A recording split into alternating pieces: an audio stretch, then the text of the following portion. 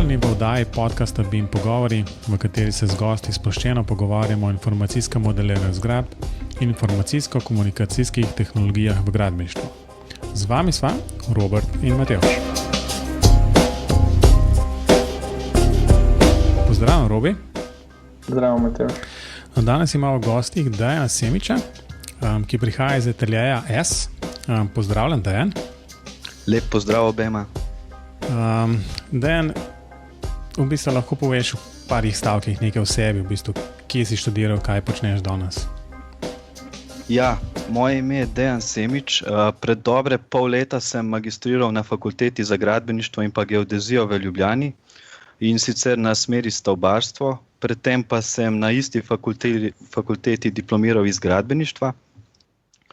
V podjetju Atelje S pa sem sedaj skoraj 3 leta. V bistvu sem začel delati kot študent takrat na koncu prvega letnika 2. stopnje.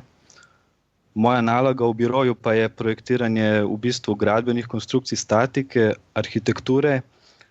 Pripravljam vse elaborate in pa izdelujem študije učinkovite rabe energije, dnevne svetlobe in pa požarne varnosti. Pri tem pa lahko povem, da vse delo pri nas poteka v bistvu na nek način v BIM-u. Wow, super iztočnica za pogovor. Mislim, da bomo odprli številne teme, ampak recimo, da začnemo malo kronološko v zgodovini. Omenil si, da si študiral na FGG, ki je jasno tudi fakulteta, kjer sva z Robijem dokončala študij. A lahko recimo mogoče strneš ene svoje vtise, ker pač, kot si rekel, si pred kratkim doštudiral, naredil magisterij. Lahko strneš recimo ene take vtise, ki jih prenašaš z fakultete. Ja, moje izkušnje pač s fakulteto pa znanjem, ki sem ga prenesel v prakso, so zelo pozitivne, tudi če gledam glede BIM-a. Res, da sem se med študijem tudi sam malo več ukvarjal z BIM-om. Naprimer z ArchiCAD-om ki je zdaj v bistvu moje osnovno orodje, sem se prvič srečal, to je bilo med prehodom iz prvega v drugi letnik, ker takrat sem že vedel, da bo v drugem letniku gužva in smo imeli izbirni predmet digitalno načrtovanje in sem jaz takrat že po letu v bistvu odprl ArchiCAD, pa sem si nekako pripravil tisto neko projektno nalogo. Pol smo pa naprej, v bistvu meni se sam ArchiCAD sem takrat spoznal in v bistvu nisem imel nobenih težav, ker sem že prej v srednji šoli sem delal v programu Rhino in takrat, če nisem uporabljal ArchiCAD-a kot BIM, ampak kot modelirnik. Potem smo pa naprej, če gledam glede BIM-a, smo imeli v prvem letniku 2. stopnje, smo imeli še pri profesor Cerovšku informacijsko modeliranje stavb. To je bil direktno predmet o BIM-u in smo tam takrat sem pa potem ugotovil, da pač naprimer ArchiCAD ali pa to BIM, da v bistvu to ni neko modeliranje, ampak da je to širše, da je to pač neke širše področje in sem potem začel to tudi malo bolj raziskovati. Potem smo pa naprimer še v 5. letniku imeli pri tebi, Robi, pa profesor Turku, smo imeli računalniško integrirano graditev, kjer smo dobili neko projektno nalogo, ki smo jo v BIM-u morali zasnovati in pa narediti. Tako da v bistvu 3 predmeti v 5 letnikih, pa še pri drugih predmetih, recimo sem armaturne načrte risal v tekli. Tako da sploh pa če primerjam naprimer s kolegi iz arhitekture, mislim, da smo na FGG-ju zdaj po boloncu, da je to kar dobro bilo, kar se tiče BIM-a. Jaz bi tukaj te takoj ustavil, tam sem se zapomnil en stav, ko si ga zdaj rekel, in si rekel, da prej si uporabljal ArchiCAD kot modelirnik, potem si ga pa začel uporabljati kot BIM orodje. Ja. Me zanima, kaj je ta razlika, mogoče, če kdo, ko posluša, še tega ne ve. Razlika med modeliranjem pa nekim BIM načrtovanjem je, da modeliramo samo zato, da je 3D, naprimer, to so lahko, pač naredimo naprimer stavbo 3D in polje prerežemo in dobimo neke prereze pa tlorise. To je v bistvu parametrično načrtovanje, zdaj neki BIM modeliranje, mislim, je pa več, tam pa podajamo informacije še noter. Se pravi, stavba dobi informacije, sestava, kompoziti in vse, ne? Na kratko.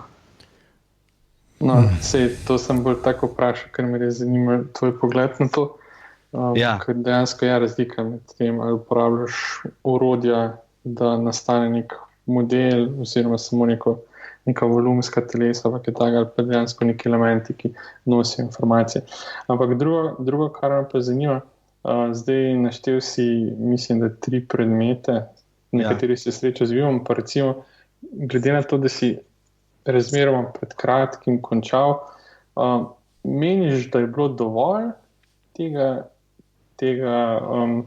podanega tega znanja v BIM-u, pa tudi mislim, da si omenil, da sta bila 2 od teh predmetov zelo izbirna, ali zdaj iz prakse nazaj, ko gledaš, misliš, da bi moralo biti tega več? Ne, z mojega stališča je bilo dovolj, lahko bi bilo več, ne? Samo naprimer zdaj se govori o tem boomu BIM-a, pa to, da se šele to dogaja, ne? Pa mogoče čez čas bo potreba še več, ne? Ampak trenutno po moje, da je bilo dovolj. No, jaz sem si nekaj drugega bolj zapomnil, in to je, da si rekel, da si v bistvu naprej pogledal, da boš pa v naslednjem letniku nekaj imel in si pol že čez polletje nekaj sam od sebe naredil. Tako da za vse študente, ki to slučajno poslušajo, pa morda enkrat, ko bodo, prosim, tukaj je primer dobre prakse. Zdaj, Rob je že malo načel tole temo, v bistvu, zdaj, morda samo ena zadeva še okoli tega študija na FGG in s tem povezanega znanja, ki si ga v BIM-u pridobil tam. A si pogrešal oziroma pač, recimo, če bi moral nekako oceniti, kje bi moral biti večji poudarek ali na orodjih ali na nekih temeljnih razumevanjih BIM procesa, pa morda s tem povezane zakonodaje in ne vem, dobrih praks in tako naprej. Skratka, kje ne bi bil neki poudarek, skratka, ali na orodjih ali na nekih bolj teh temeljnih znanjih? Ja, jaz mislim, da je boljše, da bi bilo več poudarka na temeljnih znanjih, na teoriji, ne? Zato, ker orodja so, pa se spreminjajo, ne? Nekak teorija zadaj pa je vedno neki pač temelj, na čemer lahko gradimo zdaj ta različna orodja. Jaz sem absolutno bolj, da bi bilo bolj poudarjeno, se pravi, teorija. Ne, sedi 5, ne? Sedi 5. Ne, zato, ker v bistvu, ne vem, mislim, te programi so vsi isti pol naprej, ne? V bistvu, kaj enega spoznaš, ali 2, 3 recimo, je potem zelo podobna zadeva. No, ampak potem na koncu se tako specializiraš za enega, ne? Tako. Ja, problem je potem, da lahko povem, da zdajšnje generacije študentov pričakujejo, da jih bomo učili pač orodja, pa jim ni možno pokazati oziroma dopovedati, da je teh orodij enostavno preveč. In da je tudi odvisno od tega, pač v kaj se bo usmerili, ker v Sloveniji imamo 3 struje, mogoče tudi njih imajo 10, in zdaj predelati naprej, kaj se bo rabilo. Najno mnenje z Matevžem je, da mi moramo usmeriti v temeljne znanja, pokazati, katero orodje obstaja, potem pa tako, kot si sam povedal, potem pod motivacijo odvisno, česa se bo kdo lotil. Tako da jaz sem res pozitivno presenečen, da si se sam naprej pripravil, ker si s tem pokazal, da si dejansko motiviran in da si se zavedal pač pomena, da ne boš zmogel vse hkrati. Ja, sem v prvem letniku dobro spoznal, da kako bo v drugem. Pa je bilo res tako pol. A potem je bil pa še 3. Ja, pa še naprej. No, mogoče bi pa ena druga istočnica zdaj bila, omenil si, da si po končanem študiju na FGG, si potem že v bistvu med študijem si začel z delom v Ateljeju S. In naše izhodišče za ta pogovor je bilo v bistvu uporaba BIM pristopa v Ateljeju S. Na tak način smo se v bistvu tudi našli. In me zanima, kaj zdaj pomeni uporaba BIM pristopa v Ateljeju S, oziroma kako vi to vidite, kaj je za vas BIM pristop?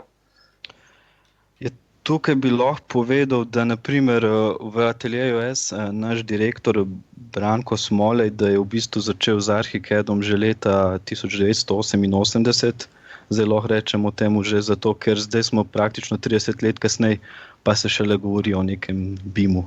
se pravi, da se je začel nekaj razvijati. Ne. Tako da v bistvu v ateljeju se BIM uporablja že zelo dolg, ne. In zdaj zadnja leta pa mogoče, ker je ta razvoj tudi programske opreme, se pravi, šel naprej, pa se pravi, je BIM, se pravi, sam arhitekturni model, ki je bil včasih samo v ArchiCAD-u, recimo, je zdaj bolj uporabljen tudi pri, se pravi, za načrtovanje drugih, naprimer statika, armatura, požar, pa se pravi, vse sorodna področja arhitekturi, ne.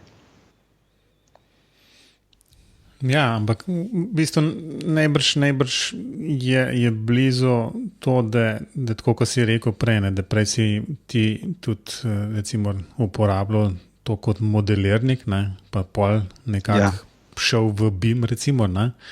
Najbrž tudi recimo atelje od začetka ArchiCAD kot tak, kot bil v bistvu pač je bil nekako objektno zastavljen program, ne, pa 3D zastavljen že v osnovi.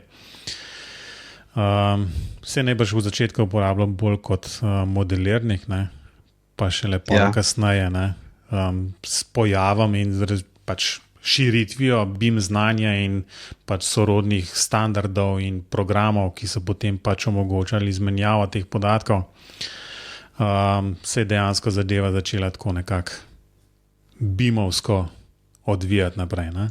Ja, ni pa bilo nekega, da bi rekli, da je bil neki prehod na BIM, ne. To se je spontano zgodilo vmes, ko je pač ta modelirnik prišel v BIM. Ne. Ja, v bistvu najbrž bi človek rekel, da ste imeli, ali pa nesrečo, ne, ampak recimo, da je bila enkrat od nekoga pametna odločitev, da se je na ArchiCAD v začetka vezal, ne.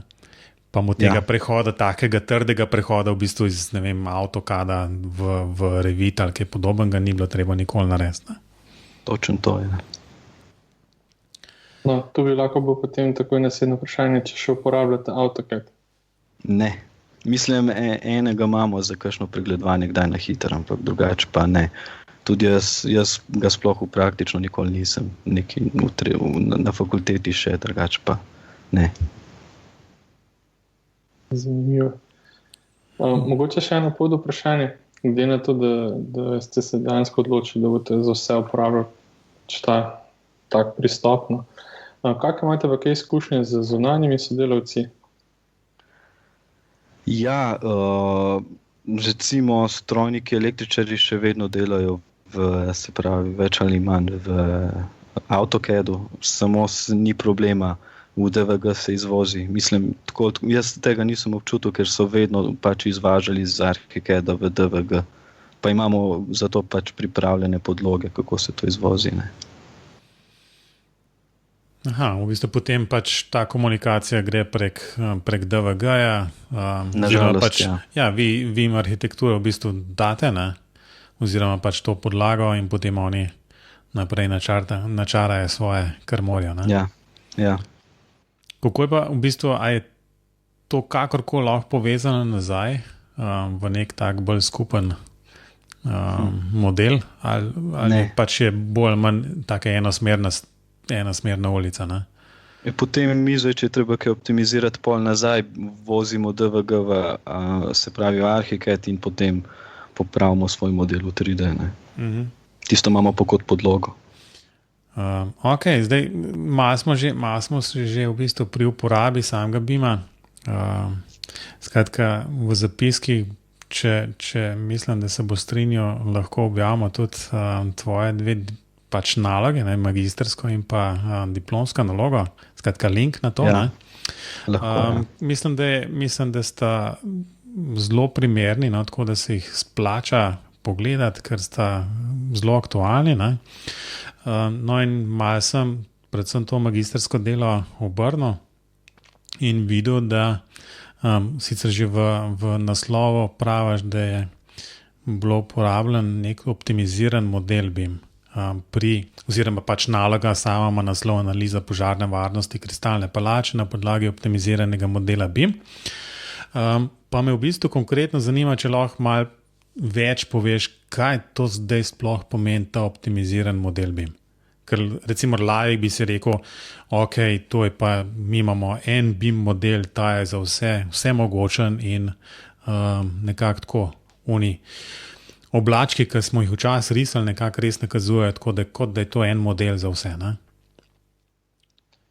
Ja, zdaj pri magistrski nalogi v bistvu delali smo študijo požarne varnosti Kristalne palače, ne?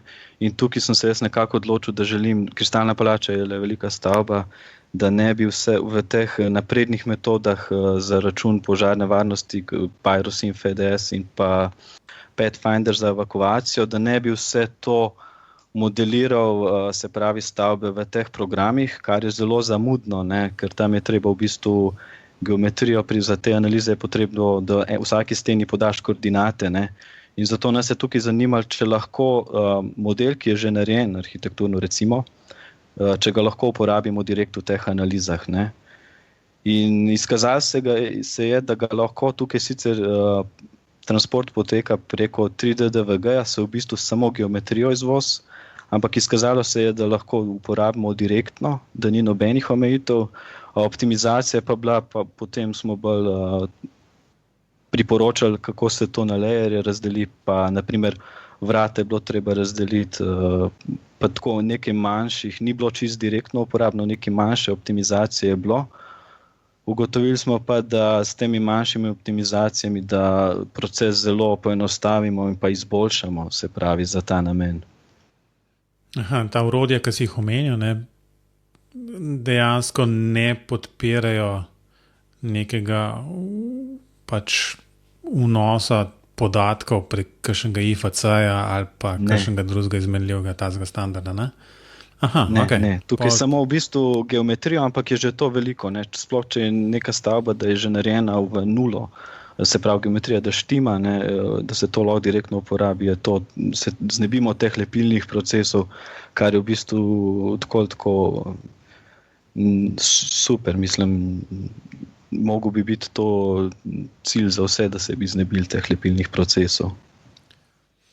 Ampak kaj je to res cilj? Ker to pomeni, da bi moral dejansko te modele graditi v enem programu, pa bolj kot na en človek. Pa ne mislim zdaj tako, ne, samo da ne pripisuješ istih, se pravi, istih lastnosti iz enega programa v drugega, ampak da jih direktno preneseš, pa pol preveriš, če vse štima, recimo. Ne pa zdaj, da direktno vse prepisuješ, tako kot se je včasih delalo. Ne. No, ampak jaz bolj ta lepilni proces razumem kot tisti glue process profesor Turka. Ne. To v bistvu dejansko to pomeni, da bi bila avtomatska translacija iz enega v drugega, zato sem vprašal. Ne, mislim, da se prepisovanje, ne, da se isto pri statiki, ne, se gleda arhitekturni model, pa se ga prerisuje v statični. Ne. A imate mogoče kakšen drugačen proces, kakšen drugačen potek dela, kot da se to prerisuje? Ker kot je meni znano, večinoma ta prenos še vedno ročen. Pri statiki? Tako. Pri statiki imamo še vedno ročen, ampak obstaja en program, Axis, v bistvu, ki ga bomo testirali, pa bomo videli, kaj bo. Zdaj še ni bilo časa, če bo šlo. Vse obstaja tudi neki vtičniki za Revit, recimo, kjer se poklikajo elementi, pa so avtomatski prenosi, ampak sprašujem zato, ker me zanima, če se to v praksi že uporablja. Večinoma vsi odgovori so, da ne. Pri statiki je to malo težje, ker je lahko zelo hitro pride do kakšnih hudih napak, če nisi pozoren. Se strinjam. Kaj pa mogoče take stvari, kot je modeliranje armature, pa to opazil sem v enem predstavitvenem videu, ki ga je Matej že omenil, ki bo pač povezal do njega bo v zapiskih, sem opazil, da je zelo lepo predstavljena neka faznost gradnje, kak objekt raste po fazah in je zelo lepo tudi armatura raste s tem objektom. To modelirate v ArchiCAD-u ali imate mogoče kakšne posebne vtičnike, programe, aplikacije za te stvari? Ja, v bistvu imamo en dodatek k ArchiCAD-u, Aptar Reinforcement, ki se v bistvu direktno v ArchiCAD-u, se pravi, se naloži direktno noter in je, se pravi, delovno okolje je ArchiCAD in potem ta dodatek. No, sprašujem zato, pa zanimivo mi je zato, ker običajno vsi, s katerimi govoriva, razlagajo o tem, da ko pride do armature, se običajno vsi posvetijo all planu, ker bi ne imeli to risanje armature najbolj rešeno. Zato mi je tako zanimivo, da pri vas uporabljate pa kar ArchiCAD z vtičnikom. Zato pač sprašujem. Ja, v bistvu ta vtičnik je zelo super. Sicer jaz imam izkušnje, imamo bolj na hišah, nimamo izkušenj na kakšnih mostovih ali pa kakšnih večjih inženirskih objektih. Je pa zelo enostavno. Jaz, recimo, ko sem prej znal teklo, vsaj solidno sem jo znal, v bistvu je ta program veliko lažji, pa veliko hitrejši, ne. Tukaj dejansko arhitekturni model mu sključimo, se pravi layerje, oziroma pustimo prikazovanje samo nosilne konstrukcije in potem enostavno urisujemo armaturo notri. In mislim, meni se zdi ta dodatek fantastičen. Aha, ni... No, kar povej. Ne, hodil sem samo to vprašati, glede na to, da si prej omenjal te lepilne procese, pa kak jih razumeš, a ni potem, ne gre tudi za podvajanje dela, a lahko uvozite kakšne podatke, ker je treba risati armaturo posebej? Ne, zdaj naprimer tukaj, če račun statičen je posebej ločen, ne? Tukaj v bistvu gre samo za risanje oziroma modeliranje armature. Razumem. Potem samo postavite v bistvu tu samo pozicije, določite pa. Ja, ne, v bistvu tukaj noter se pravi direktno v arhitekturnem modelu urišemo armaturo. Račun statičen je pa ločen, ne? To je pa drug program. Ja, razumem. No, saj to je bilo v bistvu tudi moje vprašanje, pa sem dobil zdaj odgovor na to. Ok, očitno te bomo danes zmasirali na vse možne uporabe. Prej si omenil tudi, skratka, požar smo delno obdelali, ne? Armaturo tudi približen, ampak eno nalogo svojo si omenil tudi energetsko učinkovitost. Kako pa to prva zgleda? V bistvu sprašujejo predvsem zato, ker sva bila nekako del enega evropskega projekta, ki je imel kar velike težave tudi z BIM-om in potem naprej. Tako da me prav zanimajo vaše izkušnje. Ja, mi naprimer delamo analize že naprimer v začetni fazi, se pravi v idejni zasnovi oziroma potem v PGD-ju. Naprimer, da toplotne mostove v PGD-ju lahko že v ArchiCAD-u direktno vsaj približno usmerimo, detajle določimo. Potem za PZI je smiselno, izvažamo več ali manj v program Terem, se pravi v DVG obliki, da določimo bolj natančne študije. Za osnovne študije pa ArchiCAD naprimer super za neko smernico, v katero smer bi šli, ne.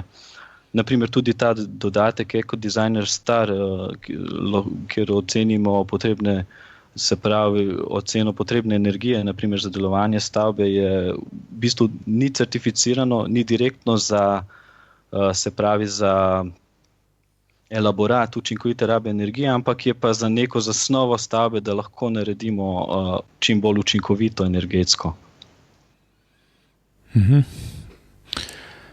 Robi, imaš kakšno vprašanje direktno na tole? Ja, mislim, na začetku sem hotel zelo nekaj podobnega vprašati, pa vidim, da jim v bistvu lahko popraviš delo, no? Ampak očitno vam ta pristop funkcionira zato, ker ostanete, kolikor je le možno dolgo v okolju ArchiCAD-a. Tisti naš projekt, ki ga je Matevž omenil, je bil pa v bistvu iz druge strani, mi smo pa delali na IFC-jih. To so imeli nekaj problemov. Pa ste to izvažali v Energy Plus ali v katerem? Ne, mi smo svoje okolje razvijali. Pa v bistvu, ne, Energy Plus je bil tisti program za račun, ne? Energy Plus je v bistvu en izmed teh velikih programov. Ja. Tam ameriška vojska. To je bil en od dveh. Ja, tako. Jaz smo še en drug program, ki ga je razvijala ena univerza v Dresdnu. Ampak ja, mi smo imeli ogromno enih težav, ker smo pač želeli prinesti BIM geometrijo z vsemi informacijami, preko datoteke IFC in pa smo pač ugotovili, da ima en kup omejitev in tako. No. Ampak vaš pristop temelji pa očitno na tem, da ostanete kolikor je le možno dolgo v enem okolju in pa je v bistvu teh mest, kjer bi lahko šlo kaj narobe, če dalje manj. Mislim, veliko manj, ko je bilo pri nas. No. Zato, da to funkcionira. No. Ja, je pa treba potem naprimer za elaborat je potrebno za slovenske standarde upoštevati, pa moramo ven iz ArchiCAD-a, po v bistvu sam geometrijo uporabimo, v bistvu jo prepišemo. Ne. Ampak če se ne motim, je za te elaborate rabite bolj volumne, pa to, kar lahko direktno ven iz ArchiCAD-a. Sej to delamo, ja. Po fasadi imamo že odprtine, pa velikosti fasad, pa to v bistvu sam prepišemo, ne rabimo preračunavati. Ne. No, in to je precej hitreje, kot če bi imeli, ne vem, AutoCAD zrisane, ne. Tam bi bilo treba vse še sešteti. Sigurno. Kaj pa mogoče še kaj druga, razen, zdaj smo omenili že kar par stvari, požara pa energetske učinkovitosti, a vam ta uporaba BIM pristopa pa dejansko modela, ki je rezultat tega pristopa? A vidiš, Matevž, kako sem pripeljal to noter? Zelo dober si bil. Ja. A vam omogoča še kaj druga, da lahko uporabite to še za kaj druga, ali je to, kar počnete? Je v bistvu še za dnevno svetlobo, se pravi, dnevno svetlobo isto najboljši pristop je že v začetni fazi, potem v PGD-ju. Se pravi, delamo analize, model ArchiCAD arhitekturni izvozimo naprimer za osvetljenost prostorov v Velux oziroma Dialux. Zdaj tukaj bi povedal, sam sicer ga še nisem preizkusil, novi Dialux ima IFC prenos in že pri prejšnjem Dialuxu je bilo tako, da je že program zaznal neke emisivnosti, se pravi finalne obdelave in pa se pravi odbojnosti. Za IFC pa mislim, da je to še popravil. Tam so bile težave predvsem pri oknih. Naprimer za zunanje analize, za osončenje, senčenje pa izvozimo naš arhitekturni model v SketchUp in pa potem z raznimi dodatki, se pravi simuliramo naprimer, kam meče naša hiša sence in pa kako so fasade maksimalno izkoriščene, se pravi obrnjene za maksimalno izkoriščanje osončenja. Tako da v bistvu tudi tukaj ta naš arhitekturni model, se pravi, uporabljamo. Ga izrabimo še za to. Ne. To izvajanje v SketchUp gre pa preko katere datoteke? Object.obj ali preko... Ali pa SKP direktno. Ali pa SKP, aha. Ja. Odvisno. Odvisno od velikosti samega objekta, ker včasih so v SKP-ju, če je zelo velik objekt, so lahko težave, ali pa če imamo veliko poligonov, naprimer. Ne. Kaj pa to pomeni, da so veliki? Mislim, tele modeli. Kaj to pomeni? Mislim, tako, številka me zanima. A ja, v velikosti. In, ja, recimo. Ja, ne vem samo, če naprimer v Velux, če izvažamo notranjo opremo tudi, ne, za osvetljenost prostorov, da naredimo čim bolj realno, pa če imamo neke zapletene luči na stropu ali pa opremo, se potem lahko zna to malo zalomiti. Ja, ampak to je v bistvu odvisno od kvalitete objekta, ki so vloženi v model, to v bistvu ni pa od števila. Ker ena taka luč, če je zelo slabo zmodelirana, ima lahko zelo veliko poligonov. Ja, če dobimo model naprimer v 3DS-u, da ga imamo model luči v 3DS-u v ArchiCAD-u in potem, če je slabo zmodeliranja, se lahko res to zgodi, ja, zaradi tega. To smo pa čisto pri računalniški grafiki po predstavitvi volumskih teles. Ja. Tako. Hitri smo. Vse smo že povedali skoraj. Ne, hecam se. No in kot zanimivo, ne, v bistvu ena stvar, ki si je tudi tukaj napisal, pa sem imel danes glih predavanje za študente, je pa tale BIMX in virtualna resničnost, oziroma tako lepše po slovensko navidezna resničnost. Kako je pa s tem, kaj je v bistvu to nekako uporabljate, oziroma se uporablja BIMX dejansko za pregledovanje kot pregledovalnik teh modelov, tudi pokažeš klientom, ali je to bolj za vašo vizualizacijo, ali kako je s tem? Ne, BMX že uporabljamo. Se pravi, BMX je aplikacija namenjena telefonom oziroma tablicam in lahko na gradbišču direktno pokažemo, kako se pravi načrte oziroma 3D model, lahko ga režemo in služi za lažjo predstavo.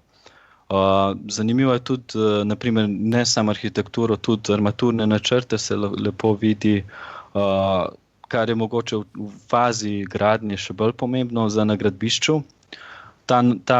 Če pogledamo to virtualno resničnost, ima pa ta BMX ima aplikacijo za pametne telefone, kjer se pravi telefon ustavimo lahko ta kartonska očala in potem gledamo projekt skozi, se pravi, ta navidezno resničnost, se sprehajamo po projektu.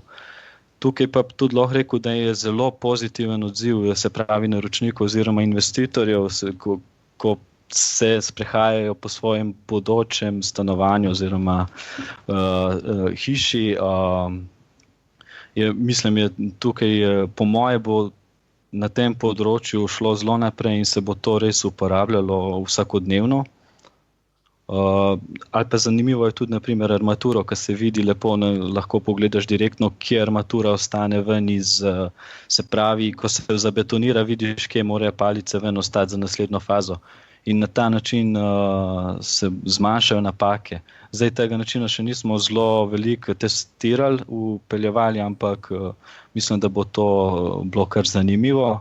Isto pa pri strojnih inštalacijah smo že gledali in si bojo tukaj, po moje, v prihodnosti monterji bojo dalo očala gor, bojo malo pogledali, kje mora kaj biti, si bojo lažje predstavljali in z vsem tem zmanjšujemo možnosti za napake in pa pohitrimo same procese.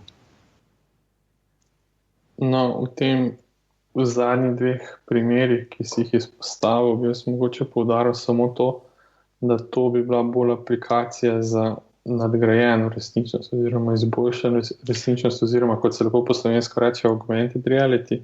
Yes, ja. Ampak, mislim po slovensko v narekovajih, da se bomo razumeli, ampak bolj sem jaz imel vprašanje, ki si ga delno že odgovoril, če ste to že kaj poskusili na gradbišču oziroma če si predstavljaš, da bi delavci dejansko dali gor ta očala pa primerjali to, kar bi ne videli s tem, kar vidijo. Ker jaz mislim, da to bi šlo prvih 10 minut, pa bi bilo pa verjetno očala za nič. Kaj bi ti misliš? Ja. S temi očali, po moje, da je trenutno še res tako, da v bistvu bolj za pogledati ali pa takrat, ko pridejo pogledati na gradbišče, kaj bo treba narediti. Ne. V tisti fazi zdaj, mislim, trenutno bi šlo, ne. Za med samim delom pa najbrž, da še ne bi šlo. Ni še dosti razvito tudi, po moje. No, razvito najbrž je že, ampak vprašanje je zdaj spet o tem, ali je to primerno za nagradbišče. Jaz osebno mislim, da bi morala biti kakšna druga aplikacija, mogoče kakšna prosojna očala ali pa kaj. Prosojna očala. Ja, prosojna očala, vse v tem smislu sem mislil. Ne. Prosojna očala so pa, mislim, razvijajo že neki, samo to je po moje še v začetni fazi. Bolj vprašanje, kako je to, kaj vse moraš imeti pri sebi, da to dela. Če je to prenosno sploh, ne. Ja, sej največja težava te izboljšane resničnosti je pač v tem v lokaciji. Ne? Mislim, težko je držati model primer. Ja. Brez tega pa v bistvu je pa pol uporaben. Ja, ampak dobro, to v tem primeru, pač, Robi, ti si prej povedal že vse, oziroma vsa imena za to izboljšano resničnost, samo tiste, ki smo jo v doktoratu uporabljali. Katera pa ima? Razširjene resničnosti. Točno, razširjene. Se nisi spomnil, ne? Se ni bil moj doktor. Ja, dobro, no, sej. Skratka, to je bilo pa 2014, ne, se pravi, da sem danes glih imel predavanje za študente in sem nekaj za nazaj pogledal tole. 2014 smo o tem nekako delali na faksu. In ja, v bistvu vedno bile težave ravno s to pač pozicioniranjem, ne? Ker si jasno, če hočeš armaturo pogledati, kako je postaviti ali pa v bistvu kako zmontirati neke strojne elemente, v bistvu jasno, ti model ne more skakati pred očmi tako 2 metra levo desno. Tako da ja, nisem dejansko pa še v praksi videl, da je ta zadeva res stala primeru in bi bilo to uporabno. Ne, zadeva stoji pri miru. Težava je le v tem, da se moraš do tistega mesta navidezno sprehoditi, ne? Da nisi direktno pozicioniran na tisti del stavbe, kjer stojiš. Ne, to hočem reči, ampak ti to govori zdaj o dejansko tej navidezni resničnosti. Jaz sem pa ta rešitev, kjer bi dejansko videl skozi ta prosojna očala videl realno okolico, z dodanimi temi virtualnimi elementi, ne vem, armaturnimi palicami in podobnimi stvarmi. Zato nimam izkušenj še. Ja, to je bila vedno debata, ker v bistvu dejansko ne moreš s tistimi zaprtimi očali hoditi po gradbišču, ker bi bilo to absolutno prenevarno. Rabaš nekaj tazga, kjer si še zmeraj zelo močno vključen v realno okolico, pa ima samo neke dodane elemente, pač neke dodatne informacije, ki si jih pač v tistem danem momentu želi prikazati. No, tako je, tole bil skok v VR, PRR, pa ne vem, kakšne se te oznake so. Tako da ja, bomo videli. No. Jaz imam še zmeraj kar nekaj upanja, da iz tega nekaj bo.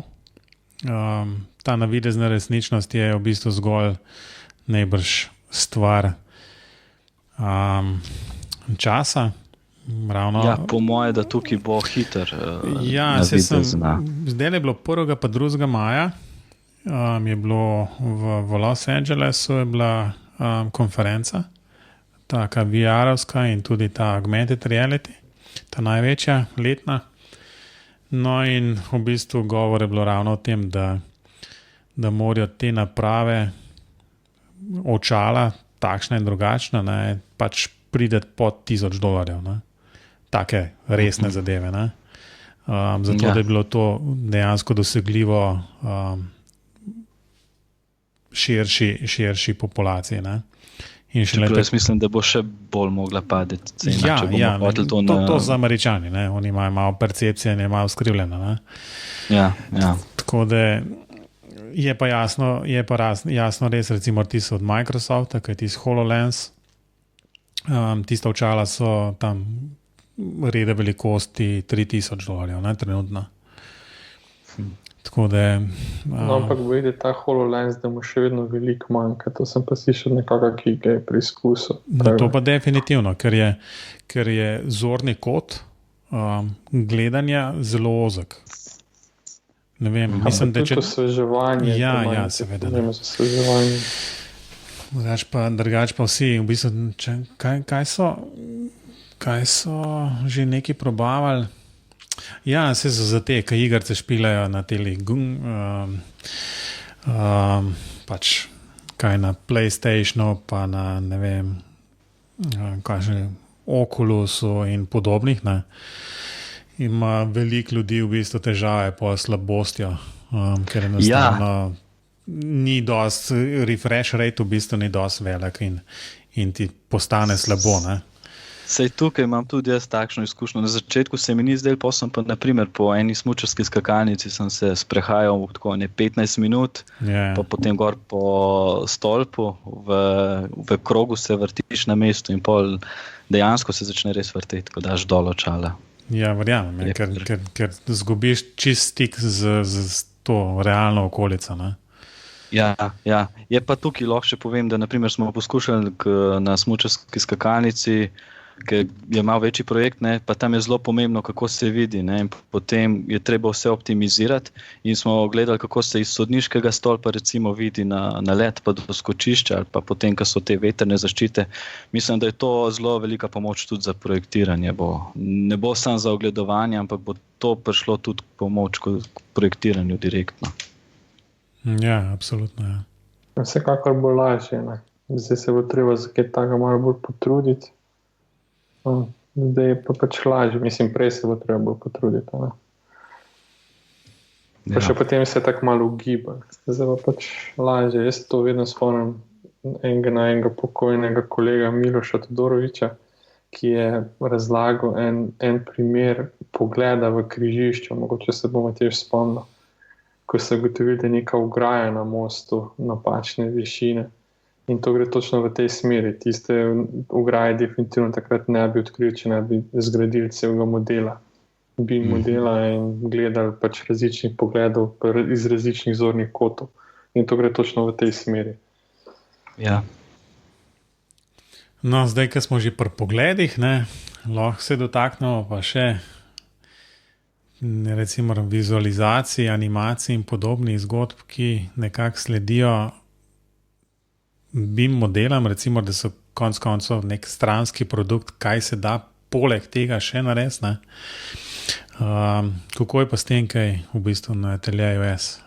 Vem, da si osebno ali pa v bistvu kot atelje nekako ste se kar dobro zorientirali v produkcijo nekih videoposnetkov takšnih. Ja, tukaj bi lahko rekel, naprimer, za renderiranje uporabljamo direktno model, ki je v Archicadu narejen, ki je namenjen za, se pravi, ne samo za renderiranje, ampak bo iz njega, naprimer, če to delamo v začetni fazi, bo iz njega projekt nastal. Naprimer, to je spet ena dodana vrednost BIM-a, ki včasih izkušenj nimam, ampak slišal sem, da so naprimer projektirali v AutoCadu, nekdo zraven je pa modeliral v SketchUpu. No, sicer mislim, da se to še vedno dogaja. Zdaj pa, če se to delamo direktno v BIM-u, lahko izkoristimo ta model za vse. Druga stvar je pa videoanimacije, ker lahko vse to nekako upodobimo, se pravi predstavimo projekt. In zdaj, če gledamo ta model, ki nastaja faza projektiranja, recimo dolga, zdaj recimo videoanimacija tega prikaza, potem pa recimo je neka dodana vrednost, ki v bistvu je stranski produkt vsega, kar že imamo. Ni potrebno za to videoanimacijo, ne vem, za izpet par mesecev delati na tem. V bistvu čisti stranski produkt lahko z seveda ustvarjanjem te animacije. In kako je pa z renderiranjem teh malo večjih modelov, oziroma kjer program uporabljate za to, ali je to direkt kar iz Archicada ali so kakšni dodatki, razni Lumion in podobni. Ker vem, da tam recimo v teh dodatnih programih se da zmodelirati in ne vem, veter in ne vem, vodo, ki teče, potočke, fontane in ne vem kaj še vse. Koliko se pa s tem kaj je pol vredno pozabavati? Ja, za videoanimacije lahko potem dosti hitro dosežemo veliko bolj realistično v teh dodatnih programih, kot so Twinmotion, Lumion, se pravi, izboljšamo ta model, ki ga imamo že tako recimo dobro narejenega in potem s tem ga še olepšamo. Zdaj za renderiranje mi renderiramo zdaj v V20, ki že direktno v Archicadu, ali pa tudi ga izvažamo v Atlantis oziroma druge programe. Gre pa v tej smeri, vsaj sam tako mislim, da bo nekoč, po moje zelo kmalu, da bojo programi BIM napredovali do te mere, da se bo direktno renderiralo in pa videoanimacije, kar v njih delali, ali pa z raznimi dodatki k njemu, se pravi, da se bo v program vgradil dodatek in se bo direktno noter delalo. Tako mislim, da bo. Ja, ni v bistvu ravno za to zadnjo verzijo Archicada je bilo nek sporozum oziroma neko sodelovanje z nekim takim programom sklenjeno, kaj tudi recimo pod okriljem Nemeče grupe. Zdaj le sem pozabil. Cinema je v tisti. Samo mislim, da je to že od 18. bilo. No, sej mislim, ne 20, v bistvu, ja, sem mislil prejšnjo verzijo, ja. Ja, se pa nadgrajuje vsako leto in se kar pozna razlika, je kar dobra. V redu. Mislim, da smo obdelali tole osrednji del vprašanj. Mislim, da smo obdelali, razen Robiča, ima še kaj posebej za dodati? Ne, mislim, da smo tega konja kar dobro pretepli. Ja, lej, v bistvu odprli smo veliko enih stvari. Morda bomo morali Dejana še kdaj nažicati, da pride sem nazaj v BIM pogovore, da se kakšno stvar tako pikolovsko lotimo, recimo armature ali kaj podobnega. Ne? Ampak to za enkrat drugič. V bistvu smo v delu, kjer imamo nekako zbrana priporočila, da ima slučajno kaj pripravljeno ali pa si lahko kar ta trenutek izmisliš, pa ni nujno ne povezano z BIM-om, ne z nečemarkoli takšnim, lahko pa tudi, ne? Za priporočila nisem nič razmišljal, sem balоnih, se pravi povezave do različnih se pravi predstavitev, se pravi BIM-a. Mogoče tam sem dal pod povezave, mogoče bi priporočal, zdaj za kdor uporablja, bi priporočal 3D miško, naprimer sem dal tudi povezavo.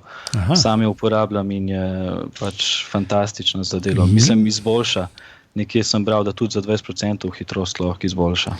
In kot za nalaž si izbral tisto, kar sem jim danes kazal študentom. Res, ampak mislim, kot nalaž. V bistvu jaz nisem imel fizično, sem sam tako lepo fotko našel. A res, v bistvu nisem imel nikoli prilike, nisem imel nikoli priložnosti tole sprobati. In praviš, da se res poznal, kaj? To je 2 roki pol izkoriščaš, ne? Ker te miške so namenjene za v drugo roko kot navadna miška, ne? In potem si v bistvu bolj agilen. Sploh naprimer pri armaturi se to dobro pozna, ker je treba veliko v 3D-ju ali pa pri mapu, naprimer v Archicadu, pri prezračevalnih kanalih, ki je veliko dela v 3D okolju, je to zelo se pozna. Okay, moram reči, z tega sploh nisem poznal. To moram pa enkrat uživo videti v bistvu. Zdaj se bom kar enkrat najavil, ki je na atelje pa mi še pokazal. Lahko, ja. Mislim, jaz sem to se drugače, mi je kolega, ki je strojniki mislim, da to več uporabljajo in ki več modelirajo, recimo konstrukterji, mi je priporočil takrat in sem potem preizkusil in sem bil takoj, sem videl razliko. Tako da to bi tudi nekako za arhitekte pa za gradbeno stroko bi priporočal. No, lej, bom jaz tole 3D miš, bom jaz kar kaj gor med priporočile dal, da namo slučajno pozabili. Tale v bistvu se pravi, nekaj se moram enkrat sprobati, resno. Da vidimo, kako to gre. Mogoče je na začetku malo čuden občutek, ampak ki je treba, mislim, vse sama roka pol teče. Ja. V redu, super. Robi, povej. Ja, moje priporočilo danes je pa ena predstavitev, ki jo je Leon van Berlo imel in govori o BIM serverju, ki ga zelo veliko omenjamo. To je tisti open source bimserver.org. Gre pa za eno predstavitev, ki da zelo dober vpogled v to, kaj BIM server je, pa kaj se v njem spremenil, pa zakaj vse se ga uporablja. Če koga zanima, mislim, da 40 prosojnic, bolj kot ne same slike, tako ameriški tip prosojnic, in se jo splača pogledati. Povezavo, kot vedno, boste našli po zapiskih. Hvala, Robi. No, jaz sem že prej v pogovoru omenil tistole konferenco. No, to konferenca je z imenom Vision VR Summit 2017 in bila 1. do 2. maja v Hollywoodu, načeloma, Kalifornija, USA. Tako da link je bo jasno v zapiskih. To, kar pa je konkretno priporočilo, je pa to, da si ogledajte vsaj posnete keynote. Mislim, da so sicer kar precej dolga zadeva, vidi se, da tudi niso bili čist Appleovsko usklajeni vsi, ampak kakorkoli že, mislim, da se splača tisto pogledati, še posebej, če vas te tehnologije navidezne resničnosti ali pa razširjene resničnosti zanimajo. No, pa smo priporočili obdelani, jasno smo zdaj pri glavnem delu pogovora in to so jasno hitre vprašanja. Zdaj spet bi lahko gibali, ampak ne bomo. Bomo kar Dejan povedal odgovor na prvo vprašanje, katero programsko opremo uporabljaš. BIM programsko opremo, pa sam en program lahko rečeš. Archicad. Joj, kako smo to vedeli. Ja. Sicer znam tudi osnove Revita, ampak Ni mi problem. nikoli ni šel. No, potem je tisto najpomembnejše vprašanje na tem podkastu. Kaj je za te BIM? Mislim, tisti mene predvsem zanima, če poslušaš podcast, potem veš, kaj sprašujeva. Tako da, kaj je M? A je to model, proces, management, vera, prepričanje? Ta vera je dobra, ja. Kaj je to? Jaz se nagibam bolj k procesu, ampak odvisno kako gledamo. Ne. Zdaj, če bi za požar je dosti sam model, načeloma brez informacij, pa smo že veliko naredili. Matevšu je kar roka zastala. Ne, sem kar hotel poboldati model, ampak dobro, sem se že prej proces napisal, kar jasno. Ne, moramo vprašati, da je, če je to zadnje vprašanje, ali bo imel še zadnji odgovor. Ne, kviz, v bistvu vse skupaj, če gledamo na BIM, ne, kot neko na virtualno gradnjo, je v bistvu to proces. Zame. Pravilen odgovor. Malej, ne vem, če je glih pravilen, no, ampak to moramo mi dva enkrat temo to dokončati. Matevš, jaz predlagam, da naredimo enkrat eno celo oddajo o tem, samo to, ne? Kaj je tam in dama vse odgovore gostov na kup, pa še enkrat preštejo. Ne, ampak resno vprašanje. To je tako, kot zadnjič, ko so se sama pogovarjala, res bi rad slišal definitivno odgovor v bistvu, a je BIM, če ne uporabljaš 3D modela. Zame ne, zato ker ne vem, kako bi lahko poustvaril drugače nekaj, kar boš zgradil brez modela, ne vem. Ja, ampak 2D je tudi model, ki v BIM-u piše, da mora biti 3D. Hecam, zdaj pač to malo nategujem, ne, tako. Ja, je model, samo ne vem, če...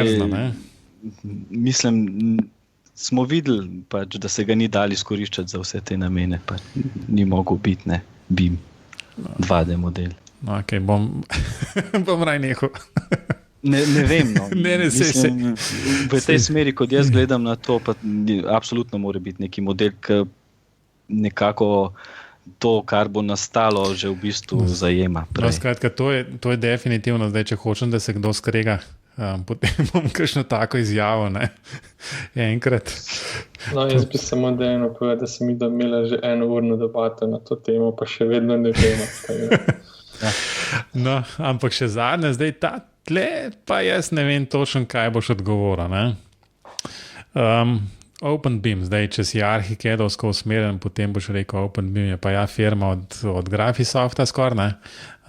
To more biti, ampak resno vprašanje, v bistvu, kako je z temi standardi. Vidimo, da si, recimo, da se v ateljeju res kar dobro držite teh nekih programov, ki že v osnovi dobro med sabo sodelujejo, ne po teh standardnih datotekah, protokolih ali karkoli že je.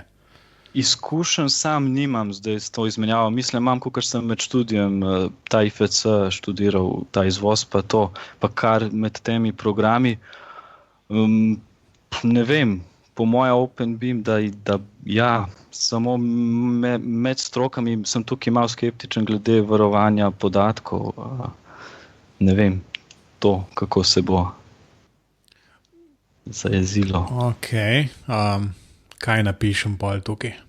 Da, ne? Da. Je nič, lej.